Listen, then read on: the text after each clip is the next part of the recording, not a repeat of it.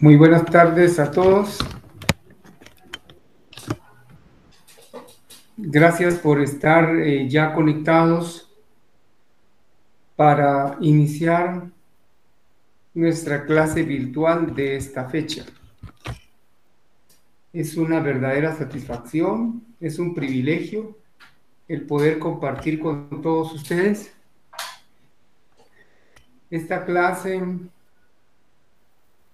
cuyo objetivo que nos hemos trazado es retroalimentar los contenidos fundamentales en relación a los temas del registro de la propiedad y de las obligaciones en general, por supuesto, en relación estrecha con su fundamento legal, con su fundamento sustantivo.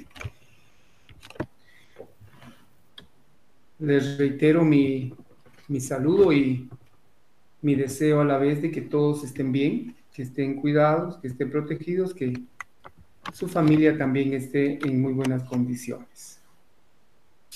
Gracias a Dios tenemos ese privilegio de compartir por este medio y hay que recordar algunos principios, ¿verdad? El principio de la sabiduría es el temor a Dios y tener en cuenta que no es del que corre, sino el que Dios tiene misericordia.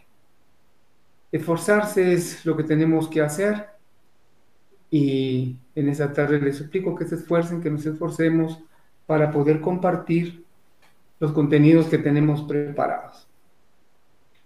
Valga decir que no se puede correr, no se pueden pasar inadvertidos varios contenidos.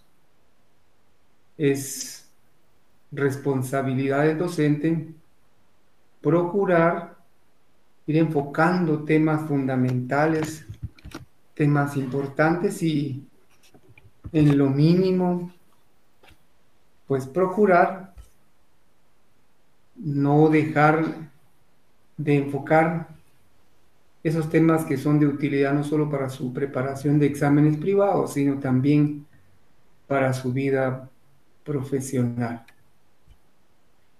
Entramos entonces al tema del registro de la propiedad y los contenidos que vamos a enfocar son los que aparecen en su diapositiva. Oportuno es que puedan ir haciendo las capturas o solicitando a la universidad que les pueda compartir la clase de esta fecha. De los temas, a ver, de la inscripción en general, concepto y principios, de los títulos sujetos a inscripción, de la forma y efectos de la inscripción registral, de las anotaciones y sus efectos, de las cancelaciones, de las certificaciones del registro de la propiedad. Vamos a ver también de las inscripciones especiales. Hay disposiciones generales. Está el registro de la prenda agraria, registro de testamentos y donaciones por causa de muerte, registro de la propiedad horizontal y otros registros especiales. También abordaremos el tema de los registros y de los registradores.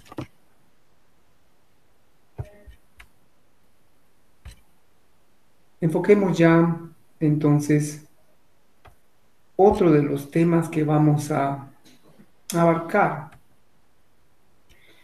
Nos vamos a empezar a navegar en lenguaje figurado en el derecho de obligaciones en general. Recordemos que las obligaciones, tal como se encuentran reguladas en nuestro Código Civil, se dividen en derecho de obligaciones en general y de los contratos en particular. En esta oportunidad vamos a procurar enfocar de las obligaciones en general, consideraciones previas del negocio jurídico, de las obligaciones según su eficacia y obligaciones según su objeto. Intenté abreviarme un poquito el contenido, pero es bien difícil. Es bien complicado, pero igual, abarquemos y aprovechemos al máximo nuestro tiempo. El registro de la propiedad, nosotros sabemos que se conceptualiza como una institución pública cuyo objeto es la inscripción, la anotación y la cancelación de los actos y contratos relativos al dominio y demás derechos reales sobre bienes inmuebles y sobre bienes muebles identificables, con excepción de las garantías inmobiliarias. Eso en virtud que existe una ley de garantías inmobiliarias que regula el tema específico de esas garantías. Los principios. Bueno, existe una diversidad de principios. Si uno lee algunos autores, sostienen o sustentan algunos principios, vamos a procurar enfocar los que nosotros consideramos son más adecuados a nuestro derecho civil material. Como principio de fe pública registral, este principio sustenta que el registro de la propiedad da seguridad y certeza de que los documentos expedidos por los registradores son auténticos. Tenemos normas o artículos que nos ayudan o que tienen en sí contenidos estos argumentos del principio de fe pública registral. Y esa fe pública registral en el artículo 1131 del Código Civil de forma taxativa establece que toda inscripción expresará, y hay una descripción de todos los requisitos, de todos los supuestos que debe contener una inscripción. Número 1, si la finca es rústica o urbana. Ubicación, área, rumbos, coordenadas geográficas debidamente georreferenciadas, atendiendo al sistema geodésico nacional. Las medidas lineales, las colindancias, si hubiese dirección de los colindantes, también puede darse, pero esa es una posibilidad, si hubiese.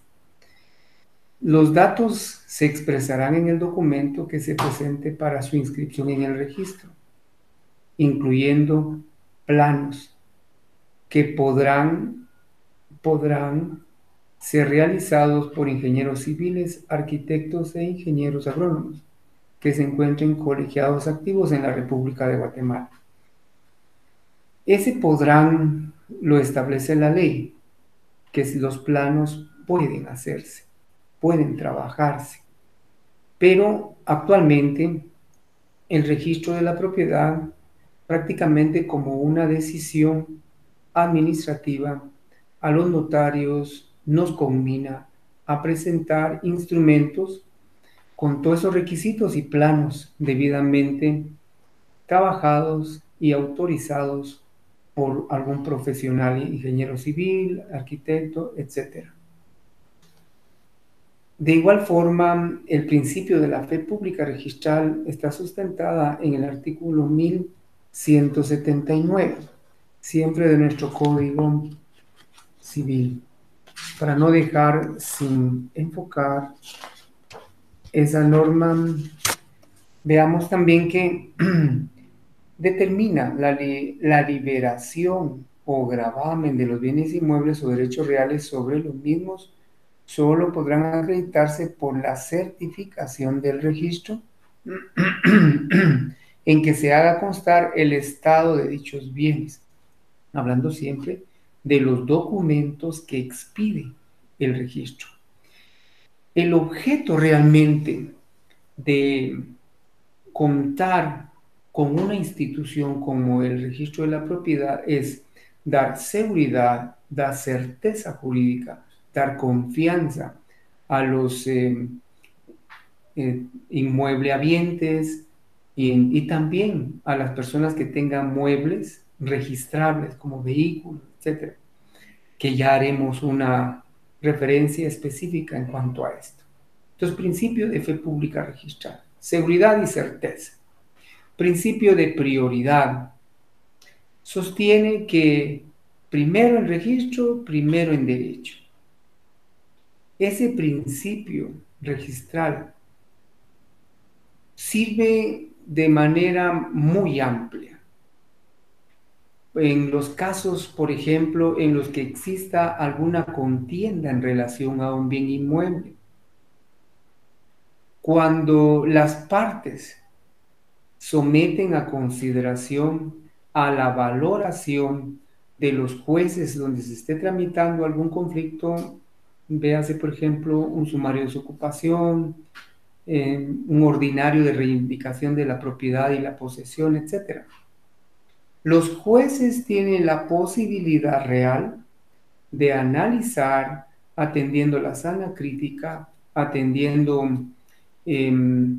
también otro principio probatorio que es el principio probatorio legalista, que significa que los jueces deben atender lo que contiene en sí la documentación. Se trata de un bien inmueble. El específico 1807 y 1808. Veamos. El artículo 1808, con su permiso voy a tomar esa norma, 1808 del Código Civil, le da sustento a ese principio. Vamos a procurar darle la lectura respectiva. Y en su redacción establece de forma clara lo siguiente. Leamos el 1807, es bueno que tengan su Código Civil a la mano, y el 1808. Si una misma cosa mueble se hubiere vendido a diferentes personas, prevalecerá la venta hecha al que de buena fe se halla en posesión de la cosa. Y si ninguno tuviere la posesión, prevalecerá la venta primera en fecha. Ese es el principio de prioridad. Ahí está registrado el principio de prioridad. Pero veamos de los bienes inmuebles.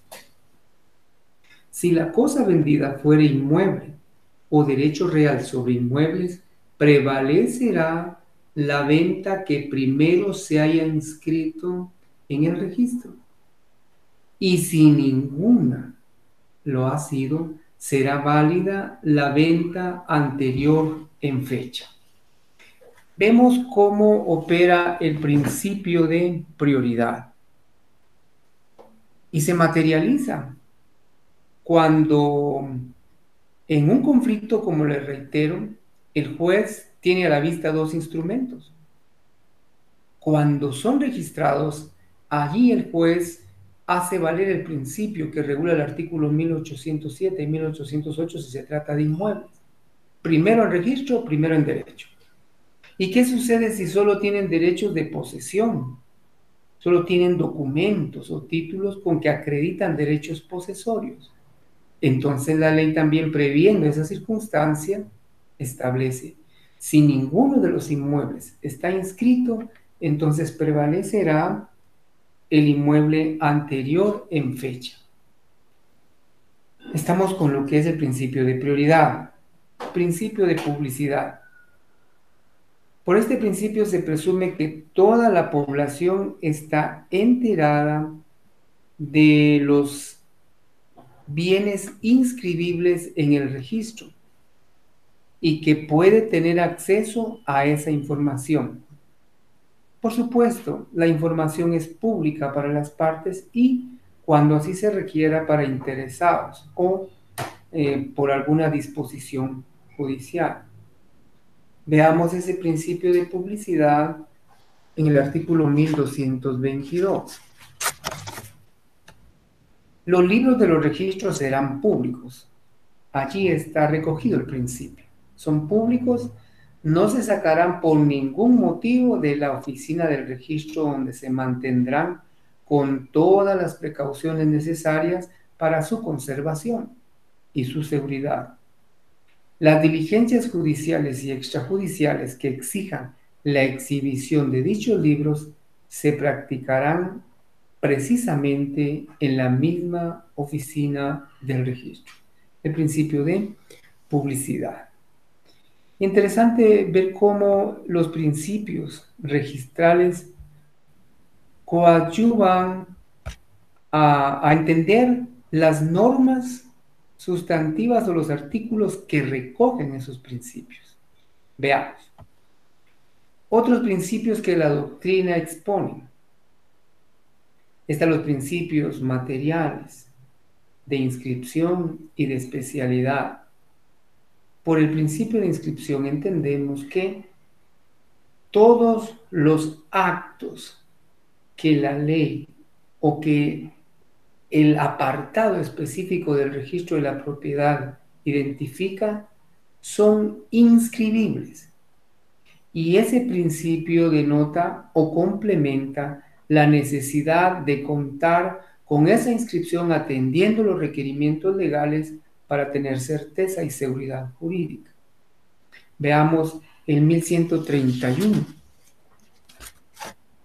El artículo 1131 de nuestro Código Civil, de forma taxativa, establece lo siguiente.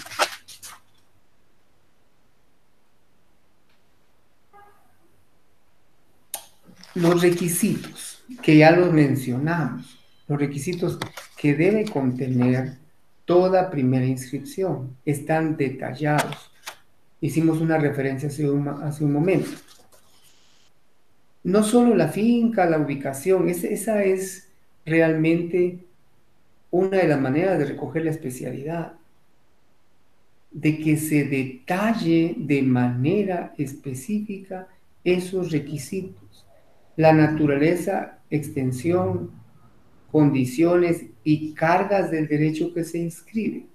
Cuando hablamos de cargas del derecho nos referimos a gravámenes que pueda tener el inmueble que está siendo objeto de inscripción. Está recogido esto en el principio de especialidad. Ya hablamos de la naturaleza, la extensión, condiciones, etc. La naturaleza del acto o contrato, la fecha y lugar de este. Puede ser una compraventa, puede ser una permuta, puede ser una ampliación, qué sé yo.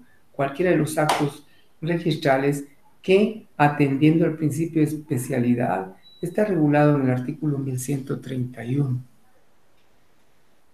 Otros principios llamados por la doctrina como formales.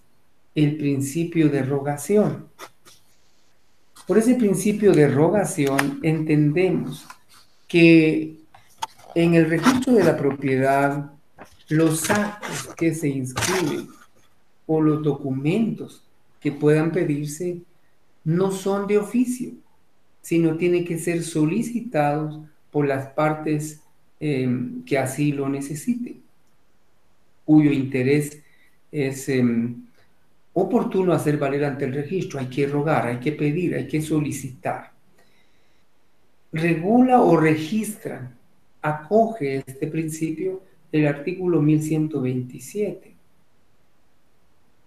La inscripción en el registro puede pedirse por cualquier persona que tenga interés. Puede pedirse, ahí está la clave del principio de rogación. Pedir, solicitar, principio de rogación, que también es propio del registro de la propiedad. Está el principio de legalidad o de calificación. ¿Por qué legalidad? La ley establece en su artículo 1128, y hablo siempre del Código Civil, si el documento presentado no fuera inscribible o careciera de los requisitos legales, allí está acogido el principio de legalidad o calificación. El registrador lo hará constar en un libro especial que se llevará para tales efectos y, por supuesto, en el mismo documento, el cual devolverá al interesado expresando la hora y fecha de la recepción en el registro, así como la ley en que se funda para suspender o denegar la inscripción. qué importante es tener en cuenta este principio. Oportuno considero agregar a lo dicho un principio que voy a denominarle principio de imposibilidad de aceptación de documentos, principio de imposibilidad legal de aceptación de documentos. ¿Qué quiero decir? En las instituciones del país no pueden aceptarse, recibirse ni valorarse documentos inscribibles en el registro de la propiedad que no estén razonados por ese registro. Esa es una imposibilidad de admisión de documentos. El artículo 1129 recoge este argumento que les hago. En ningún tribunal, establece el artículo, ni oficina pública se admitirán escrituras ni documentos sujetos a inscripción que no hubieran sido razonados por el registrador. Por la misma experiencia que uno va adquiriendo en años de servicio para el organismo judicial y como abogado litigante, nos hemos percatado, nos hemos dado cuenta que en litigios, en conflictos, hay personas que pretenden hacer valer en proceso derechos registrales, adquieren derechos hereditarios de otras personas, pero no han cumplido, pero no han realizado ningún trámite de un sucesorio intestado para que se les pueda permitir su intervención en el proceso. Entonces, si es un documento inscrito en el registro de la propiedad, ningún tribunal puede aceptar escrituras o documentos que no estén razonados en ese registro de la propiedad. Bueno, ya dejamos el principio de imposibilidad de recepción de documentos. Hay un principio más, el de tracto sucesivo. El tracto sucesivo no es más que el historial de la propiedad, del dominio sobre el bien. El historial sobre los anteriores propietarios o poseedores de un bien. Este principio de tracto sucesivo, de historial de posesión o historial de propiedad, como se le puede conceptualizar, está regulado o contenido en el artículo 1130. Contenido, puede decirse de forma correcta.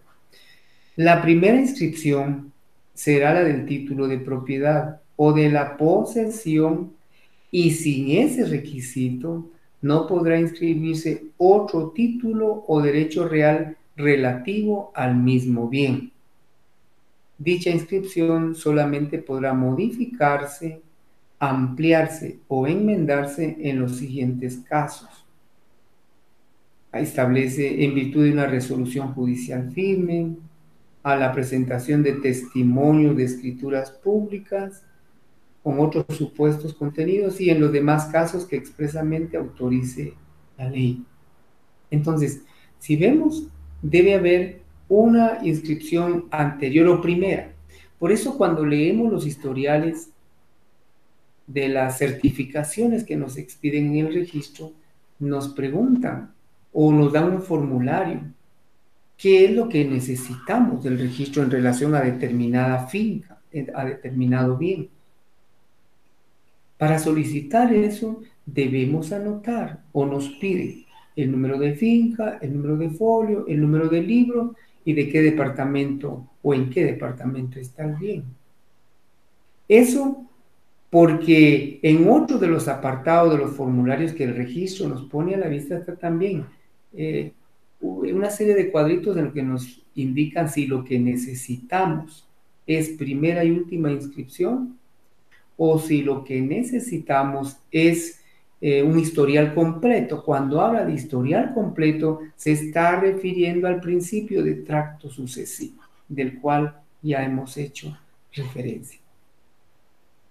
Bien, otros principios. Ya hablamos de los materiales que la doctrina expone, la inscripción y especialidad, los formales, la rogación, que hay que pedir todo, la legalidad, que tiene que estar dentro de la ley, que se cumpla para poder inscribir, del tracto sucesivo, es del historial de la propiedad o de la posesión sobre determinado bien. Y están los principios mixtos, está el consentimiento, y para eso nos refieren al artículo 29, numeral 11 del Código de Notariado. Recuérdense que en todo contrato, debe existir la voluntad o el consentimiento expreso de las partes. Está también el principio mixto de legitimación. Este principio de legitimación, que la doctrina lo considera como mixto, nos permite entender que todo acto inscribible debe estar regulado en ley. Las inscripciones no convalidan los actos o contratos nulos según las leyes.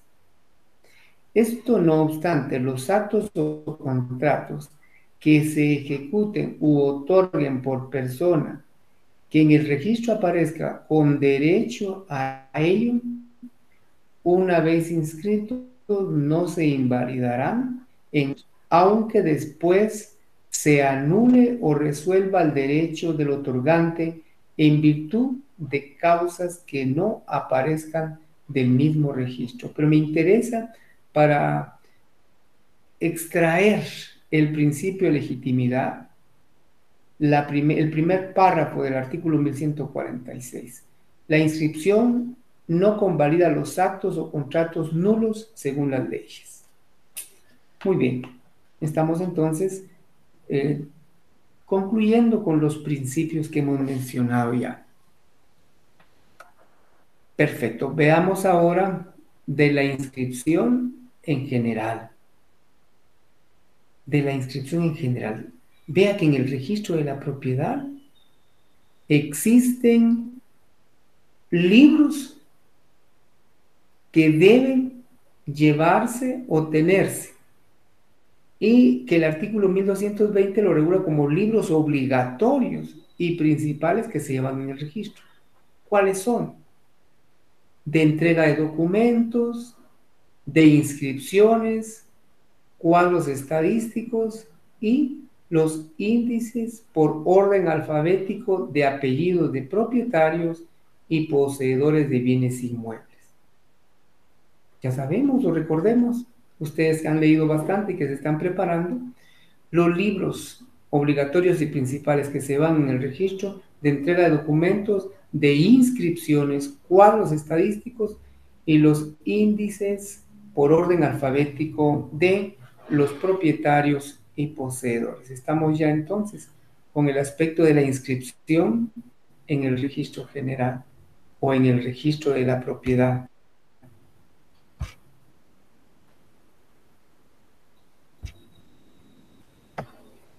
De los títulos sujetos a inscripción. ¿Qué títulos, qué documentos son los que se aceptan en el registro para su inscripción? Veamos. No se aceptarán para operación registral documentos que contengan actos o contratos que no hayan sido previamente inscritos en los registros que correspondan de conformidad con la ley. Bueno. Significa que si estoy trabajando o si un notario autoriza una escritura de compraventa presuntamente inscrita en el registro de la propiedad, debe contener el número de finca, folio y libro, así como el departamento. ¿Para qué? Para que esa fracción o esa compraventa de una fracción, al momento de ingresarla en el registro, sea operada.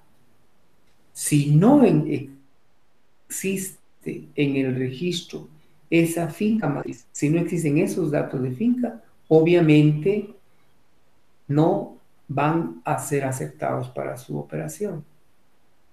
Los testimonios de escrituras que correspondan a bienes inscritos en los dos registros deben inscribirse en los dos registros, si así o mejor dicho, así se obtendrá una inscripción completa.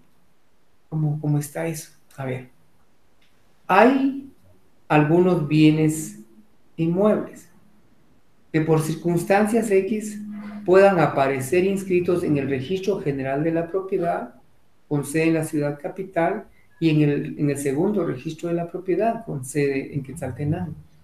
De ser así, es necesario, preceptúa la ley, que aparezcan inscritos en los dos registros que existen en nuestro país para que así se obtenga una inscripción completa.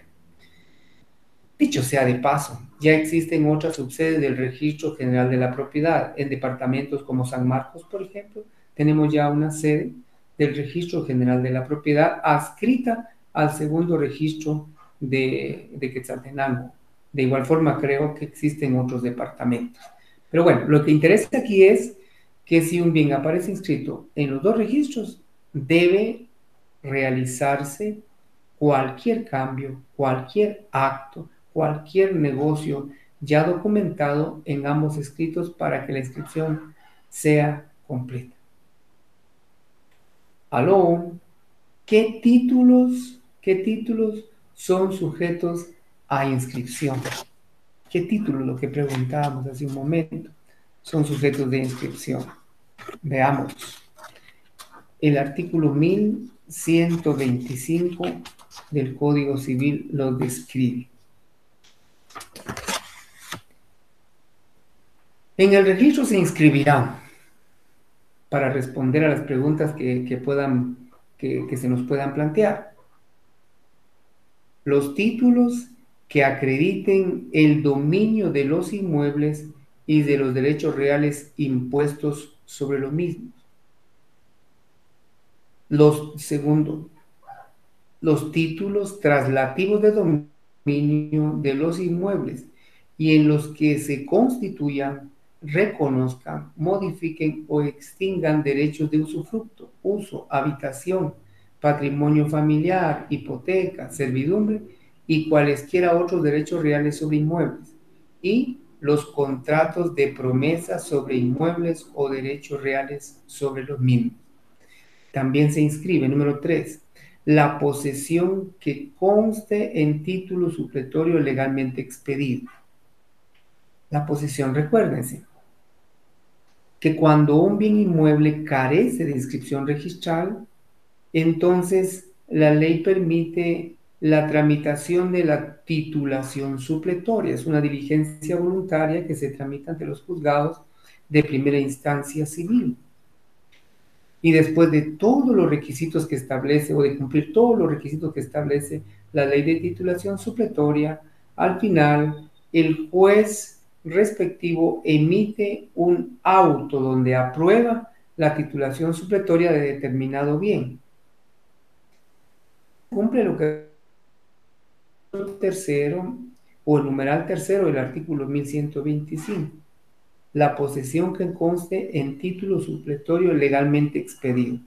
¿Quién expide el auto donde consta la aprobación de una titulación? El juez de primera instancia civil competente para ese fin. Cuarto, ¿qué otro se inscribe? ¿Qué otro título es inscribible? Los actos y contratos que transmitan el fideicomiso, los bienes inmuebles o derechos reales sobre los mismos. 5. Las capitulaciones matrimoniales, si afectaren bienes inmuebles o derechos reales. 6. Los títulos en que conste que un inmueble se sujeta al régimen de propiedad horizontal. 7. Los ferrocarriles, tranvías, canales, muelles u obras públicas de índole semejante, así como los buques, naves aéreas y los gravámenes que se impongan sobre cualesquiera de estos bienes. 8. Los títulos en que se constituyan derechos para la explotación de minas e hidrocarburos y su transmisión y gravámenes. 9. Las concesiones otorgadas por el Ejecutivo para el aprovechamiento de las aguas. 10. La prenda común, agraria, ganadera, industrial o comercial. 11. La posesión provisional o definitiva de los bienes del ausente. 12. La declaratoria judicial de interdicción. y cualquiera sentencia firme por la que se modifique la capacidad civil de las personas propietarias de derechos sujetos a inscripción o la libre disposición de los bienes. 13. Los edificios que se construyan en predio ajeno con el consentimiento del propietario. Los ingenios, grandes beneficios, desmostadoras y máquinas o maquinaria agrícola industrial. 14. Los vehículos automotores. Entonces son bienes muebles identificables y sí preceptúa la ley que son inscribibles. Los bienes automotores y demás bienes muebles fácilmente identificables por los números y modelos de fabricación. Estos son los títulos que pueden inscribirse en el registro de la propiedad. Veamos ahora de la forma y efecto de la inscripción.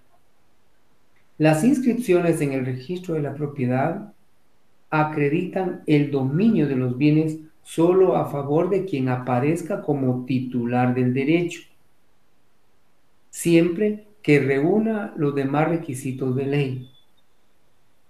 Para poder inscribirse, la primera inscripción será la del título de propiedad. Es lo que ya platicamos reiteradas veces. Es el título de propiedad. La primera inscripción será el título de propiedad o de la posesión sobre bienes muebles, cumpliendo con todos los requisitos que preceptúa el artículo 1130 y 1131. Continuemos con esta temática. Veamos ahora. Requisitos de toda inscripción. Si nos detenemos un poquito en este tema.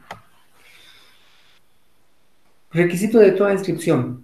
Ya los mencionamos y vamos a corregir. Ahí es en 1131.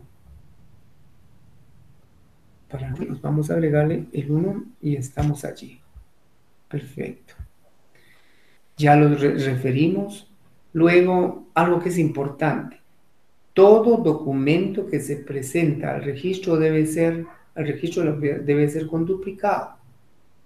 Esto atendiendo la disposición del artículo 1132. Y la finalidad es que el registro siempre opera o tiene dentro de los atestados de la finca respectiva una copia de. Esa es la razón por la cual solicitan o se regula que deben constar o presentarse los documentos con duplicado.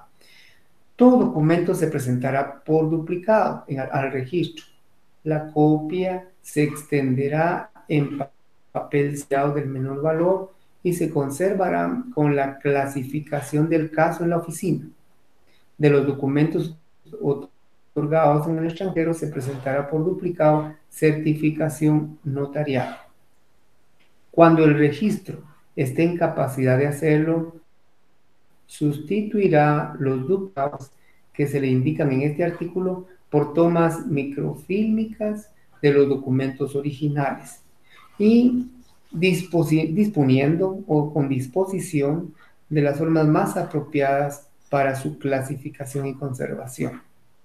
Las razones en los títulos sujetos a inscripción consistirán en un resumen o una transcripción completa de los correspondientes asientos. Muy bien, entonces, todo documento que se presenta por duplicado o que se presenta en el registro de la propiedad debe incorporarse un duplicado. Que la norma establecía que tendría que ser en papel sellado del menor valor. La verdad que ahora lo que se hace es en papel bond y se le adhieren los timbres notariales correspondientes. Perfecto, veamos. Otro tema importante. Los bienes en copropiedad se hace una sola inscripción mientras no se le dé partición, mientras no se dé la partición de los mismos. Expliquemos. Cuando un bien inmueble es propiedad de varias personas, se mantiene, la ley le llama pro indiviso. Es una mancomunidad de propietarios. Cualquier acto que se realice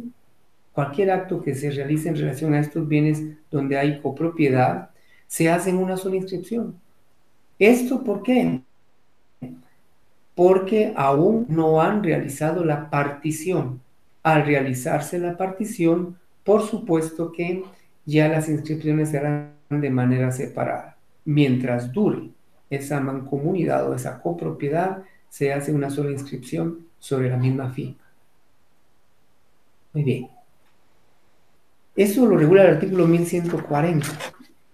Y podemos leer la norma que dice que si el inmueble perteneciera en común a varias personas, será una sola inscripción, mientras no se practique la división entre los copartícipes o alguno de estos transfiera su derecho a otro.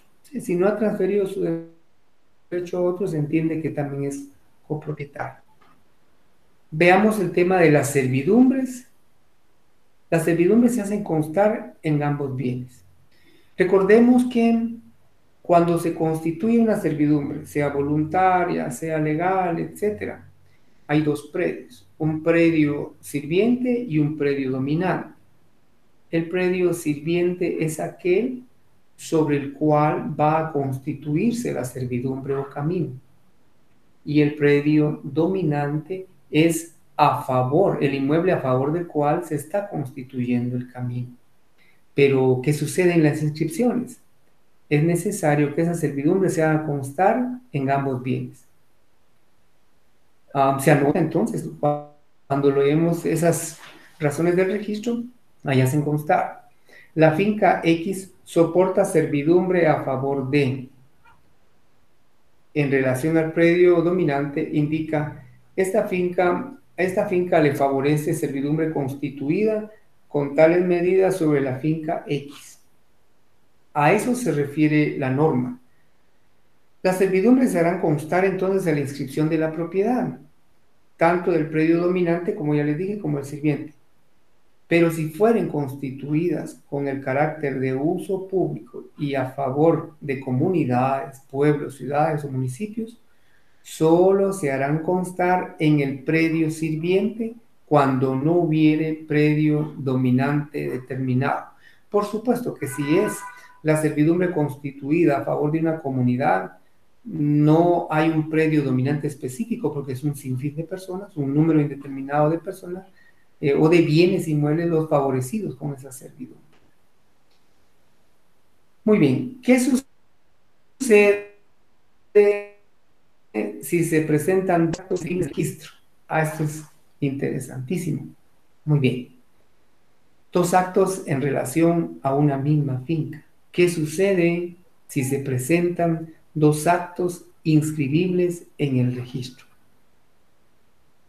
Si se presentare el mismo día al registro despacho que contenga orden o mandamiento judicial de anotación de demanda o embargo, y también se presentare testimonio de escritura pública de actos o contratos que afecten a los mismos bienes, se atenderá a la hora de entrega de los documentos. Eso preceptúa la ley. Hay que atender el mismo día, sí pues, pero ¿qué acto se presentó primero? ¿El despacho con una orden de anotación? ¿O un primer testimonio para la desmembración de una fracción? Ese acto del tiempo es un control administrativo del registro. Pero dice, si fueren presentados a un mismo tiempo, tendrá preferencia el documento que sea anterior de acuerdo a la numeración del libro de entrega del registro. En tales casos, el registrador hará las inscripciones y anotaciones que procedan en la forma indicada con anterioridad. Si el interesado no estuviere conforme con lo actuado, podrá proceder de conformidad con el artículo 1164. Ahí habla de un curso, una queja para procurar inscribir el acto que más le favorezca al interesado. Pero entonces, ¿qué sucede si se presentan los actos inscribibles en el registro? Hay que tener en cuenta el tiempo. y se presentan al mismo tiempo. Hay que tener en cuenta el libro, la hora que ingresó, los controles que va al registro para poder, no exactamente, porque puede entrar a la misma hora. ¿En qué libro se anotó primero? Eso es lo que cuenta para la inscripción de cualesquiera de los actos. Veamos. Para cuestiones didácticas me planteo preguntas y yo creo que nos va ayudando. ¿Qué efectos produce la inscripción de títulos supletorios? ¿Qué efectos produce la inscripción de títulos supletorios? Los títulos supletorios inscritos producirán los mismos efectos del título de dominio, de conformidad con lo que preceptúa el artículo 637 de este código. Recuérdese que el artículo 637 de nuestro código regula lo relativo a la posesión que se ejerce sobre determinado bien. Y también estoy parafraseando. También el registro la ley preceptúa que los títulos supletorios pueden tramitarse después de 10 años de mantener la posesión sobre un bien. A ese tiempo puede sumarse el tiempo de sus antecesores. Y preceptúa también el artículo ese que, estando inscrito, deben transcurrir 10 años después de la inscripción de título supletorio en el registro de la propiedad. Transcurrido ese término, el efecto es que valdrá más la inscripción del título supletorio que otra, si surgiera o apareciera alguna otra inscripción registral sobre el mismo bien. Muy bien, vamos ahora con el tema de las anotaciones y sus efectos. Una pregunta que se plantea generalmente uno: ¿quiénes podrán obtener anotaciones de sus respectivos derechos? ¿Quiénes pueden obtener anotaciones?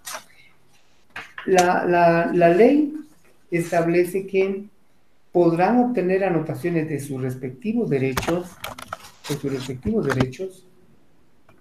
uno, el que demandare en juicio la propiedad, constitución, modificación o extinción de derechos reales sobre inmuebles u otros derechos reales sujetos a inscripción, o la cancelación o modificación de estos. Dos, ¿quién otro podrá obtener anotación? Dos, el que obtuviere mandamiento oficial de embargo que se haya verificado sobre derechos reales inscritos del deudor. Tres, los legatarios y acreedores ciertos del causante en derechos reales de la herencia.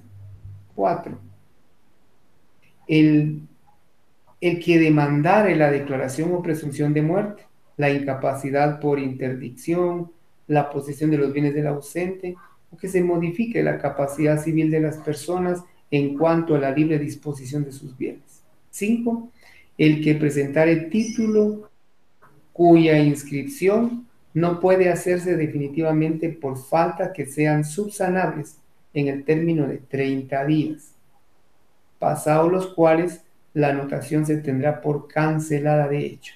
Y también podrá obtener anotación de su respectivo derecho el que en cualquier otro caso tuviere derecho a pedir anotación preventiva conforme a lo dispuesto en este código o en otra ley. Estamos entonces con las personas que pueden solicitar inscripción de su respectivo derecho. Muy bien, anotaciones que proceden de providencias judiciales. No se suspende por apelación u oposición de parte. Si por algún interés litigioso, por algún conflicto litigioso en relación a inmuebles, existe alguna orden, se emite una orden de un embargo precautorio, de una anotación de demanda, qué sé yo, sobre una finca. El hecho que el afectado, el titular de la finca, plantee una apelación, una oposición, quería decirles, eso no puede suspender la anotación inscrita. Las anotaciones que procedan de providencias judiciales no se suspenderán por apelación u oposición de parte. Continuemos. Interesante todos estos temas, pero ya vieron que sí requieren de mucho tiempo para su estudio y vamos a ir un poquito más rápido si podemos. De las anotaciones y sus efectos, seguimos con eso. ¿Podrán enajenarse los bienes anotados? Sí se puede, pero sin perjuicio del derecho de aquel a cuyo favor se haya hecho la anotación. Hay una finca inscrita y de esa finca se vende. Don A le vende al señor B la finca y sobre esa finca pesa un gravamen, un embargo, una hipoteca. Entonces, sí se puede, pero es necesario hacer la anotación respectiva, tanto por parte del vendedor que indica, vendo el inmueble y hago constar que pesan sobre él gravamen consistente en. Ahí puede ser embargo precautorio, hipoteca. Y el comprador, el adquiriente, también tendrá que anotar que acepto por ser de mi interés la venta que se ha hecho en favor de la finca ya identificada y acepto también o a sabiendas que sobre la misma existe un gravamen que se me ha descrito. Eso queda allí, entonces sí podrá enajenarse esos bienes anotados. ¿En qué delito incurre quien dispone de un bien grabado o anotado? Veamos. Quien disponga de un bien que esté grabado o que esté anotado incurre en un caso especial de estafa. El artículo 264 en su numeral 10, de forma taxativa, ahí del Código Penal, quien dispusiere de un bien como libre, sabiendo que estaba grabado o sujeto a otra clase de limitaciones y quien, con su enajenación o gravamen, impidiere con ánimo de lucro el ejercicio de tales derechos, ahí está la sanción específica o especificada. Entonces, sí incurre en una acción ilícita quien pretenda enajenar un bien que se encuentre grabado o anotado. Muy bien. Requisitos de la anotación. ¿Cuáles son los requisitos de la anotación? El artículo 1666 establece que toda anotación expresará. ¿Qué va a expresar la anotación?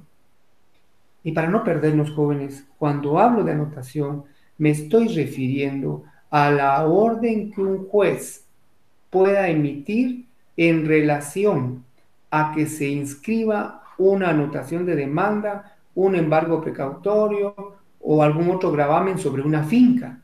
Va la orden del juez, se extiende o expide el despacho respectivo del juez para llevar al registrador, se ingresa.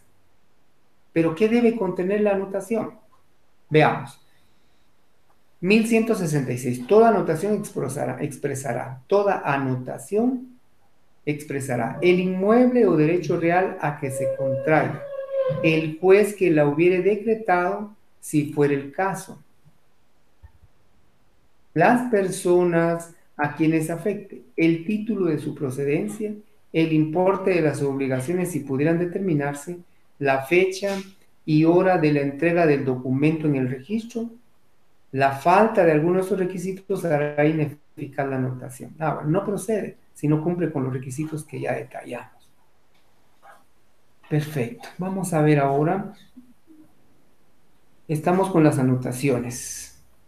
De las cancelaciones. Hay cancelaciones a ruego, sí, porque la parte interesada lo solicita. Se recuerda al principio de rogación que ya hablamos, ¿verdad? Y hay también unas cancelaciones de oficio.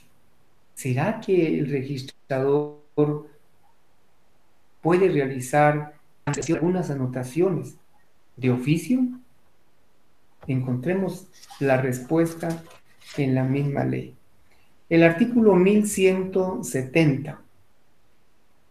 El artículo 1170. El registrador, a solicitud escrita de interesada cancelará. Hay una serie de actos que uno puede solicitar que se cancele. Por ejemplo, una hipoteca.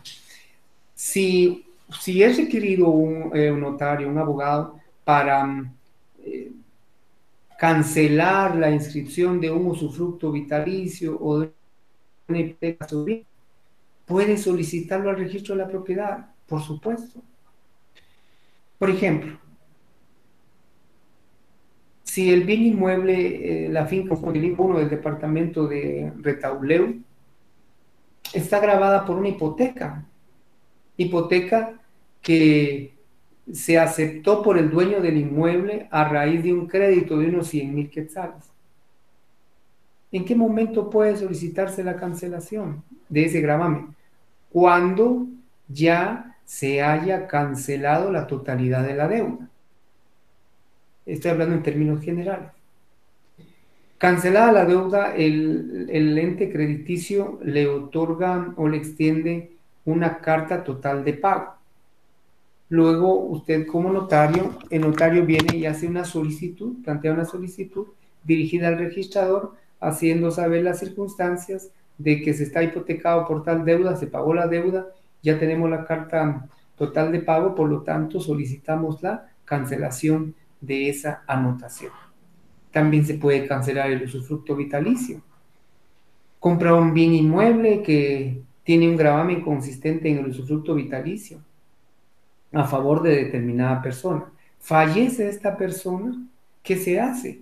Se solicita la certificación de defunción y también el nuevo procedimiento, solicitud dirigida al registro, adjuntamos el certificado de defunción y solicitamos la cancelación de la anotación. Entonces, esas son cancelaciones a ruego. De oficio, ¿cuándo podría ser? Veamos. Cuando se presente al registro un título traslativo de dominio o derecho real otorgado en virtud de remate por ejecución judicial, se cancelará de oficio todo embargo, anotación o inscripción posterior a la inscripción o anotación del derecho que hubiere motivado el remate.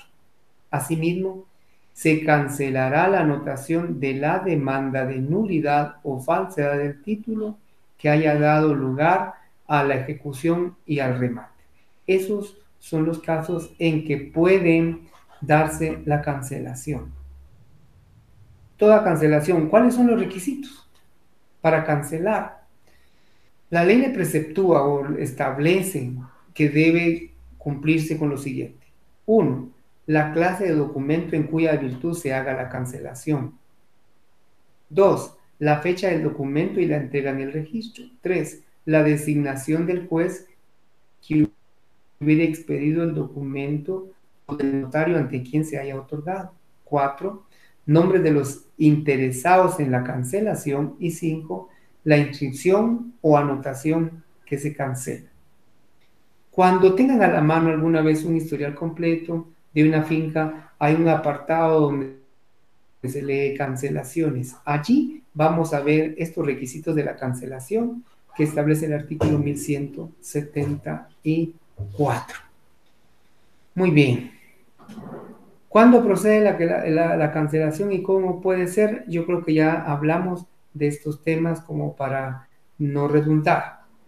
Certificaciones del registro. Los registradores expedirán las que se les pidan sin citación alguna, cubriendo el interesado los honorarios. Toda persona interesada en alguna certificación del registro puede hacerlo.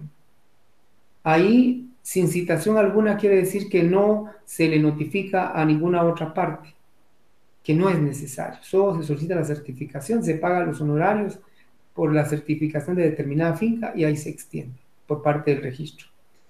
¿Qué sucede si el registrador dudare de la inscripción?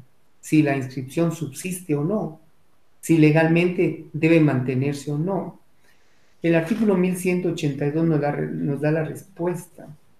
Cuando el registrador dudare si está o no subsistente una inscripción, por dudar también de la validez o eficacia de la cancelación que a ella se refiere, insertará a la letra ambos asientos en la certificación expresando que lo hace así por haber dudado si dicha cancelación reúne las circunstancias necesarias para producir todos los efectos legales. Continuemos, por favor, de las inscripciones especiales. Allí no nos vamos a detener mucho. ¿Qué registros llevan por separado en el registro de la propiedad? ¿Qué registros se llevan por separado? Está la prenda agraria, el testamento, etc. El registro de la prenda agraria, ahí tiene establecidos los requisitos para la inscripción de la prenda agraria en el artículo 1188. Registro de testamento y donaciones por causa de muerte. ¿Qué se hace constar en esos registros? El nombre del testador o donante, lugar, fecha, hora, etc. Eso está en el artículo 1193 y 1194. El registro de la propiedad horizontal. Ya entendemos, veamos un edificio imaginario. Cuando tengamos en nuestra mente ese edificio imaginario, nosotros con varios niveles estamos ante la propiedad horizontal. El interesado inscribió la propiedad horizontal y se inscribe formando tantas fincas como pisos o unidades tenga la edificación. La finca matriz siempre será el primer nivel donde está el suelo.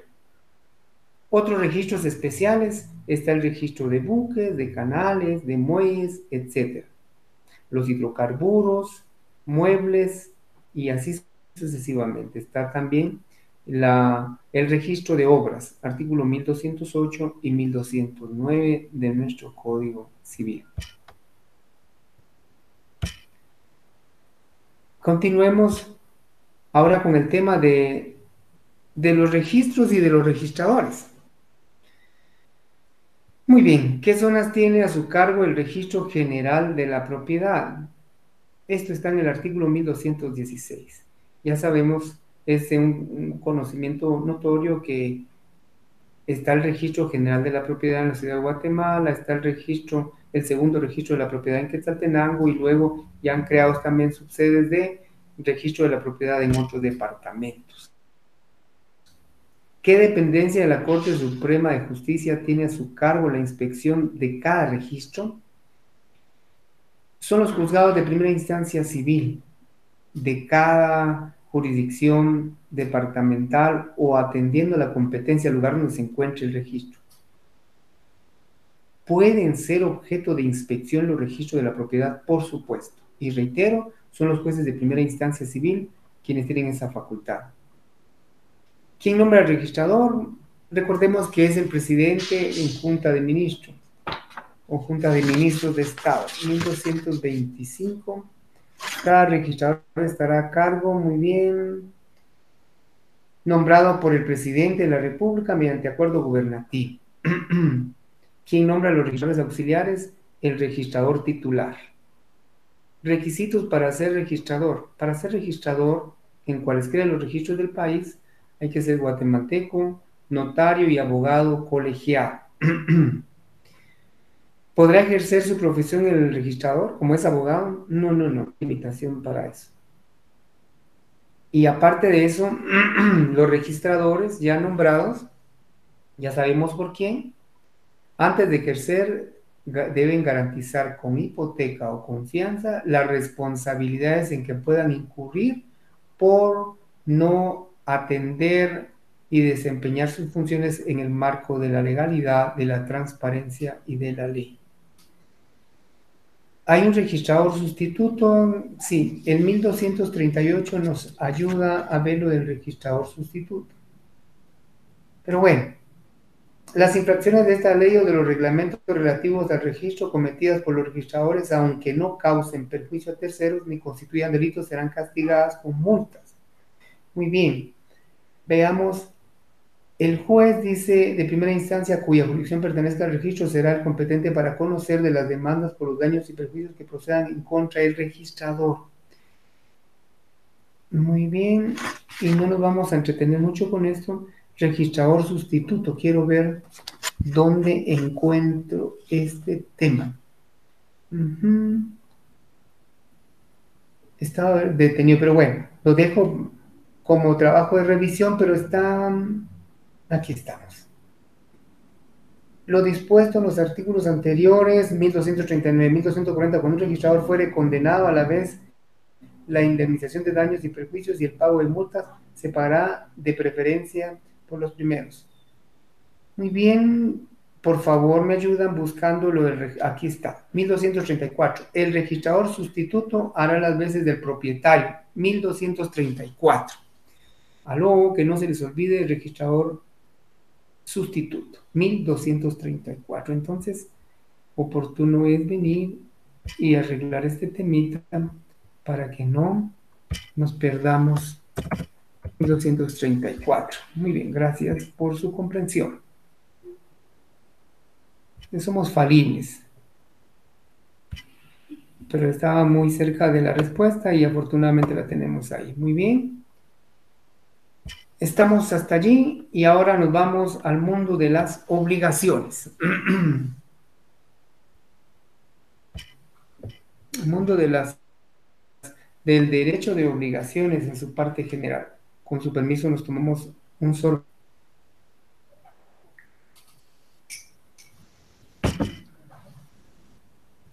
Consideraciones previas. Obligaciones. Obligación. Debemos de tener en cuenta que no toda obligación deriva de un precepto legal o es surgida por la manifestación de la voluntad de la persona. No toda obligación viene de allí, ni por la ley ni por voluntad de las personas. Y la obligación que surge de la expresión de la voluntad de las personas, esta es la que interesa al derecho civil, porque hay un sinfín de obligaciones. Por ejemplo, tenemos obligaciones religiosas, obligaciones éticas, obligaciones morales, obligaciones sociales, etc. No interesan al derecho civil entonces otras obligaciones. Nos interesan las obligaciones en las que existan voluntad expresa de las partes para realizar determinado acto o negocio jurídico. ¿Y qué es la obligación? Antiguamente la obligación se designaba con el término en nexum o nexus, de néctare, que significa atar o vincular. Después empleamos la palabra obligatio, que es la que comúnmente se utiliza como origen etimológico. Obligatio, que se forma de dos palabras, o y ligare, que significan sujeción del deudor al derecho de acreedor. Es obligatio, es la sujeción del deudor al derecho del acreedor. ¿Y qué es entonces la obligación? Desde el punto de vista civil. La obligación es la relación jurídica entre dos o más personas por virtud de la cual una de ellas, llamada deudor, está compelido, está obligado a entregar al acreedor una prestación a que se haya comprometido. Elementos de la obligación. ¿Cuáles son los elementos de la obligación? Elementos personales son dos. El subjetivo, llamado también elemento personal subjetivo activo y subjetivo pasivo. Activo es el acreedor y pasivo el deudor. El elemento personal de una obligación puede ser unipersonal de cada polo, es decir, una persona como acreedor, una persona como deudor, pero también pueden haber pluripersonalidad, varios acreedores y varios deudores. El elemento real lo constituye la prestación, es decir, la conducta o comportamiento a que el deudor se comprometió, al pago, a la entrega, etc. Y que el acreedor está legalmente capacitado de exigir. El elemento real es la cosa, es el compromiso, es lo que tengo que dar, es lo que tengo que hacer. En un principio la doctrina se refirió al elemento real de la obligación como sinónimo de la cosa. Ahora sabemos que es prestación. Actualmente el objeto de la obligación es la prestación. ¿Y qué es la prestación? La conducta, el comportamiento o lo que tengamos que entregarle al acreedor. Dar, hacer o no hacer. La relación jurídica entonces, ¿cuál es? Los tres elementos de la obligación. elemento personal, elemento real y elemento jurídico o la relación jurídica. Está el acreedor, está la cosa y está la relación jurídica, que no es más que la obligación que resulta de un acto de declaración de voluntad consistente en dar, hacer o no hacer. ¿Dónde se materializa una relación jurídica? En un contrato. Ahí está la relación jurídica. La obligación contractual mantiene o registra esa relación jurídica. ¿Entre quiénes? Entre dos personas. ¿A raíz de qué? De una prestación.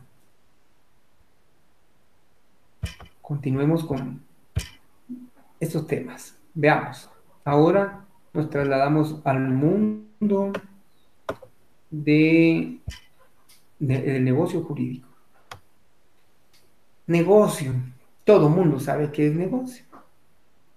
Es un trato, es un acuerdo, es la intención de comprar, de vender, de hacer. Negocio es un trato. ¿Y lo jurídico qué es? Que el trato sea conforme a derecho. El negocio jurídico civil es exclusivamente civil y debe ser distinto al negocio jurídico mercantil y al negocio jurídico mixto. El negocio jurídico civil, ¿por qué se dice que es exclusivamente civil? Porque su regulación, como lo tenemos más adelante, perdón, por lo que podemos leer más adelante, todo lo del negocio jurídico civil está regulado en el Código Civil. ¿Y qué es el negocio jurídico mercantil? Acuerdo entre comerciantes conforme a la ley. Negocio jurídico mercantil, acuerdo entre comerciantes.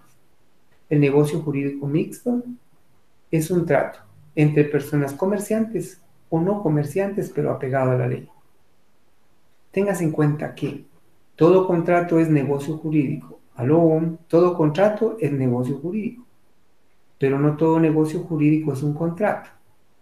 Recordemos, el negocio jurídico se divide en actos y en contratos. Entonces, todo contrato es negocio jurídico, pero el negocio jurídico no siempre será un contrato, ya que puede ser un acto. Los negocios jurídicos pueden ser entonces contractuales. ¿Y cuándo son actos? Lo veremos ahorita. Contratos de una vez los regulados en el artículo 1517 del Código Civil. Compraventa, permuta, donación, mutuo, etc. Y acto, estamos hablando también de un negocio jurídico. Una o dos o más personas crean, modifican o extinguen una obligación. Ejemplo, matrimonio. ¿Contiene obligaciones y derechos? Sí. Y si no, lea usted el artículo 108, 109, 110 del Código Civil.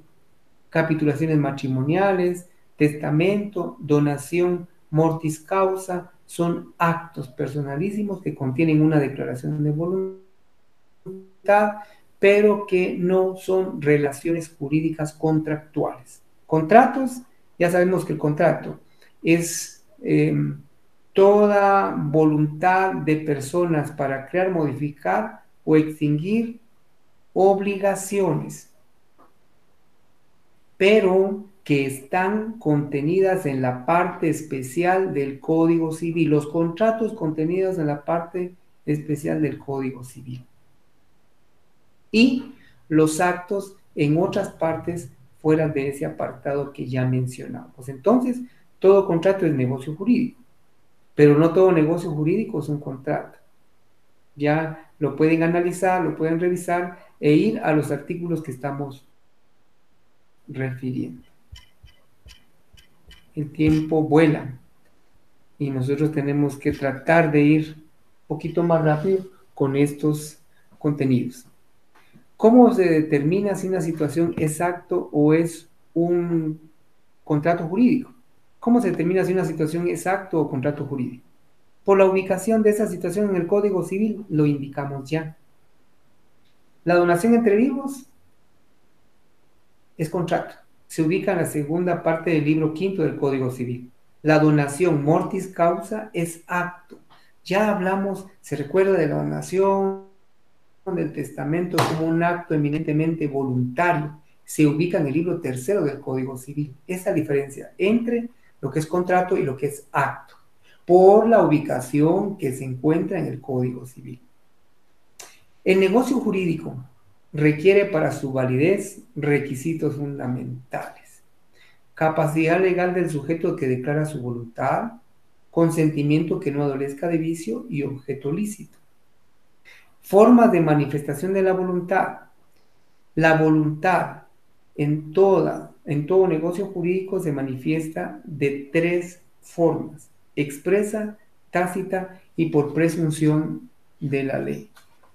Veamos si nos puede apoyar el artículo 1252 de nuestro Código Civil para darle sustento a esta explicación. Decimos artículo 1252. Estamos ya avanzando con el tiempo y corriendo con los temas, pero veamos que el artículo 1252 del Código Civil establece: la manifestación de voluntad puede ser expresa o tácita y resulta también de la presunción de la ley en los casos en que ésta lo disponga expresamente. La voluntad del sujeto que se obliga puede manifestarse expresa o tácitamente. Y veamos. La voluntad tácita puede consistir en un hecho material que dé a conocer la aceptación de la obligación. Ejemplo, en un contrato de arrendamiento, una persona llamada arrendatario llega a procurar el negocio jurídico como un arrendante, el dueño de un bien, de una casa. Platican en relación al contrato de arrendamiento, pero el arrendatario, sin dar su consentimiento expreso ni nada, viene y empieza a trasladar sus cosas a la casa que pidió un arrendamiento. Esa es una aceptación tácita de la voluntad. Y luego también por presunción de la ley. Por ejemplo, el mandatario, por ejemplo, cuando comienza a ejercer el mandato sin que expresamente haya contestado su aceptación como mandante, es una reiteración de la aceptación tácita. Ahora bien, en cuanto a las disposiciones legales por presunción de la ley, establece el código que entre las obligaciones provenientes de hechos ilícitos sin convenio son casos de obligaciones que el consentimiento lo presume la ley fundada en principios de equidad. Los principales casos de aceptación tácita están contenidos y hay una serie de artículos. Si usted gusta, puede leer el 1026, 1028, 1451, etc. Y lo de presunción legal también lo podemos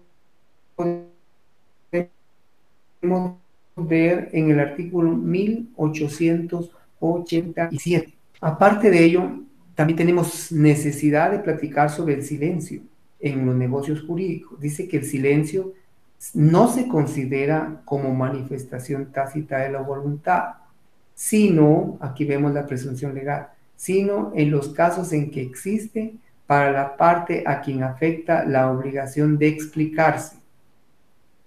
Únicamente cuando existiendo relaciones anteriores entre las partes, el interesado está obligado a contestar. El artículo que puede ayudarnos para entender esto es el 879 del Código de Comercio. Vimos entonces ya la manifestación expresa: voluntariamente digo sí, acepto, realizo el negocio; tácitamente realizo actos materiales en los cuales yo puedo demostrar que acepté o que estoy dando consentimiento de realizar X o Y negocio jurídico. Continuemos, por favor. Muy bien, veamos.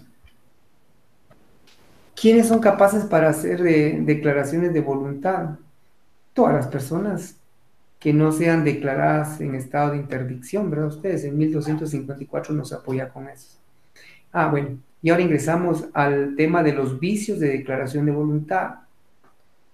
Recordemos que Un negocio jurídico puede adolecer de nulidad relativa cuando la declaración de voluntad emane de error, dolo, simulación o de violencia. ¿Y qué es la nulidad relativa de un negocio jurídico?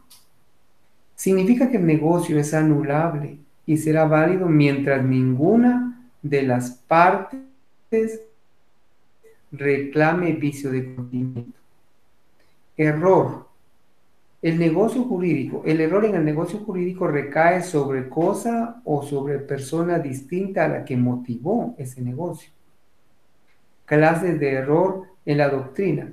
La doctrina se hace una referencia de varias clases de error. Error en persona, en objeto, en sustancia, en cualidad, en cantidad, en cuenta, etc. Nosotros encontremos el error en el artículo 1258 y nos puede ayudar a entender un poquito más, a comprender un poquito más los vicios de la declaración de voluntad. El error es causa de nulidad cuando recae sobre la sustancia de la cosa que le sirve de objeto o sobre cualesquiera circunstancias que fuere la causa principal de la declaración de voluntad. Error. Entonces puede recaer sobre persona, sobre cosa y puede ser también objeto de nulidad. Dolo. ¿Qué es el dolo? Es la sugestión que se emplea para inducir a error o mantener en él a alguna de las partes. Se apoya o nos apoyamos con el artículo 1261 para fundamentar ese otro vicio del consentimiento que es el dolo. ¿Hay diferencia entre el dolo civil y el dolo penal? Por supuesto. El dolo penal es la intención de causar un mal. El dolo civil es propiciar que otra persona se equivoque. Esa es la diferencia entre el dolo civil y el dolo penal. Vicios también, continuemos con esos mismos vicios de consentimiento y veamos ahora la violencia. La violencia es toda acción física o psicológica que se utiliza para obligar a una persona a realizar un negocio. El temor reverencial no puede considerarse como un vicio del consentimiento y no anula el negocio jurídico. ¿Y cuál es el temor reverencial? Por ejemplo, que usted haya recibido en donación de su señor padre, que en vida le dio un inmueble X, y usted necesita enajenar ese bien por cualquier circunstancia. Su padre en un momento antes de fallecer le dijo que eso no lo vendiera, que ese bien le iba a salir para toda la vida. Usted tiene ese temor reverencial y por ese temor reverencial lo vende y lo vendió y de repente usted quiere venir y dejar sin efecto el negocio. No. Ese temor reverencial no anula el negocio jurídico. ¿Cómo se califica la violencia? La violencia se califica, por supuesto, atendiendo a determinados parámetros. Aquí nos ayuda el artículo 1265. La violencia o intimidación deberá ser de tal naturaleza, porque eso es lo vital ahí, de tal naturaleza que cause impresión profunda en el ánimo de una persona razonable y le inspiren el temor de exponer su persona, su honra o la de su cónyuge o conviviente de hecho, ascendientes, descendientes o hermanos, un mal grave también, o a la pérdida considerable de sus bienes. Si se trata de otras personas, el juez podrá declarar la nulidad según las circunstancias. Bueno, entonces la violencia tiene que ser una presión impuesta por el agente activo, de tal manera que obliguen a que se acepte la realización de determinado negocio. La simulación. Esta sucede cuando a un negocio jurídico se le da una apariencia distinta al negocio jurídico que realmente se celebró. Formas en que ocurre la simulación. La verdad que hay varias formas. La simulación absoluta, cuando se hace un negocio totalmente distinto al que pretendían las partes. No tiene nada de real la declaración de voluntad. Simulación relativa.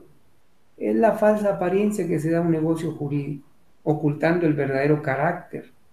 Acción de simulación. Es importante tener en cuenta que esa acción de simulación es imprescriptible para las partes Esto atendiendo a lo que preceptúa el artículo 1288. Y podemos ver también lo que es la revocación y nulidad de negocios jurídicos. Revocar es dejar sin efecto un negocio válidamente celebrado. Y la nulidad es cuando no se han cumplido requisitos esenciales para la celebración de un negocio jurídico. El artículo 1301, 1302 establece esa nulidad que puede ser absoluta. Y reiteramos, no prescribe, puede plantearse en cualquier momento. Incluso la nulidad de los negocios jurídicos puede ser declarada judicialmente y de oficio cuando por situación de conocer de un proceso el juez pueda darse o enterarse de ese incumplimiento de requisitos esenciales.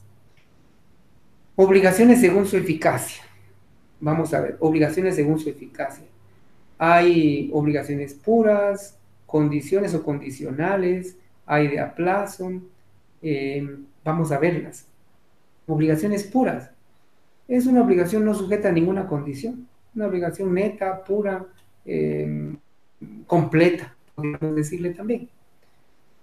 Condicionales. Depende de acontecimientos o hechos futuros e inciertos. Clases de condición. ¿Qué condiciones pueden haber? Suspensivas y resolutorias. ¿Qué condiciones pueden haber? Condiciones suspensivas y resolutorias. Suspensiva es cuando al darse la condición el derecho se adquiere. Suspensivo. El negocio está suspendido y puede adquirirse cuando se cumple la condición. Resolutoria. Cuando al darse la condición el derecho se pierde. Son dos cosas distintas. Resolutoria, cuando se da la condición establecida en el negocio, entonces se pierde el derecho. Hay una cláusula que quise anotarla ahí porque es importante, cláusula rebus sic stantibus, y la describo. Rebus significa circunstancia o cosa, sic en condiciones o situación inicial, y stantibus se mantenga. Entonces, esa cláusula rebus sic stantibus está recogida, por así decirlo, en el artículo 1330 del Código Civil. Quiere decir que se mantenga el negocio en las mismas circunstancias de la situación o condición inicial. Muy bien. Veamos, siempre dentro de las obligaciones según su eficacia está el plazo. El plazo es un acontecimiento futuro y cierto. La condición es un acontecimiento futuro e incierto, pero el plazo es un acaecimiento o acontecimiento futuro, pero cierto. Diferencia entre plazo y condición, estamos ahí. Clases de plazo. Plazo suspensivo es el que señala únicamente la fecha de inicio del derecho u obligación. Plazo suspensivo. Solo señala el inicio del derecho o de la obligación. Plazo resolutorio. El plazo resolutorio fija únicamente la fecha de extinción o terminación del derecho u obligación. Plazo resolutorio fija únicamente la fecha de extinción o terminación. Suspensivo, fecha de inicio. Resolutorio solo fija fecha de terminación. Consensual es el que conviene las partes, el plazo que las partes convengan. Legal es el plazo que señala la ley. Y el plazo legal se aplica cuando hace falta en un negocio el plazo consensual. Es judicial también, es determinado, relativamente determinado e indeterminado. Veamos si todavía podemos enfocar estos temitas. El plazo judicial decimos que es cuando no existe plazo consensual. Entonces, ¿quién fija ese plazo judicial? El juez. No hay ni plazo consensual ni plazo legal, el juez lo fija. Plazo indeterminado, plazo que señala la fecha tanto de inicio como de finalización en forma específica. Plazo relativamente determinado, ese plazo que señala fecha de inicio como de terminación, pero no en forma específica. Ejemplo, el contrato tendrá vigencia de 1 año a partir del día de hoy. ¿Ven? Señala inicio y terminación, pero no de forma específica. ¿ya? El contrato tendrá vigencia en un año a partir del día de hoy, ¿ok? Nos deja esa situación ahí relativamente determinado. A plazo indeterminado es el plazo que señala tanto el inicio como la finalización, pero no se sabe su duración. El usufructo vitalicio, por ejemplo, se sabe que el plazo es durante la vida. Vamos a ver, corrijamos esto. El plazo, entonces, de usufructo vitalicio es o se da o se constituye durante viva el usufructuario, sí está bien. Ese plazo indeterminado es durante viva el usufructuario, pero no se sabe cuándo va a fallecer, por lo tanto es indeterminado. Muy bien, muy bien. Y ahora veamos obligaciones según su objeto. Ya vimos según su eficacia. Ahora veamos según su objeto. Obligaciones positivas cuando resultan de un acto o declaración de voluntad consistente en dar, hacer o hacer alguna cosa. Obligaciones positivas. Las obligaciones positivas se dividen en dar y hacer. Dar 1320 nos apoya para entender o ampliar un poco, y obligación de hacer se perfecciona con la realización de la cosa o en la prestación de servicio objeto de la prestación, valga la redundancia. Aquí soy un ejemplo. Eh, Suscribí un contrato de prestación de servicios profesionales con la Universidad Rural y a raíz de eso estoy cumpliendo la obligación de hacer, de compartir con ustedes la experiencia que tenemos en el derecho civil. Muy bien, obligaciones según su objeto negativas. Son obligaciones que resultan de un acto o declaración de voluntad consistente en no hacer alguna cosa. Y esa obligación de no hacer consiste en la prohibición de hacer una determinada cosa objeto de la prestación. Ejemplo, obligación de no violar el secreto profesional, la obligación de no violar el secreto industrial. A usted lo contratan para trabajar en McDonald's, usted trabaja un tiempo ahí y firma un contrato de la obligación de no hacer, porque la receta y todo lo que usted aprenda como consecuencia de su trabajo no puede divulgarla por ninguna circunstancia porque tiene la obligación negativa, la obligación de no hacer. Y vamos ya concluyendo con las obligaciones según su objeto. Las obligaciones según su objeto son divisibles cuando su objeto es susceptible de cumplirse parcialmente. Contrajo una obligación de pagar determinada cantidad de dinero y puede hacerlo si eso pacta de forma parcial, porque la naturaleza del negocio sí lo permite. Indivisibles, cuando no puede cumplirse parcialmente, solo puede cumplirse en forma íntegra, completa. ¿Ok? Adquiere usted en compra-venta un bien mueble semoviente, no puede dividir en partes el semoviente. Si me entrega la parte de la mitad del tórax hacia arriba y el resto, no. No, esas son obligaciones que según su objeto son indivisibles. Pero veamos, la obligación de indivisibilidad se divide en indivisible de forma natural. Por su esencia no puede dividirse. Valga el ejemplo, burdo ejemplo que pusimos. Y puede ser absoluta, no admite división, o relativa, bien que en cuanto a su naturaleza admite división, pero por su finalidad no admite división. Expliquemos. Una obligación de indivisibilidad relativa. ¿Por qué razón? Una pareja va a contraer matrimonio, contratan una empresa para que les den en arrendamiento 100 mesas y 100 sillas.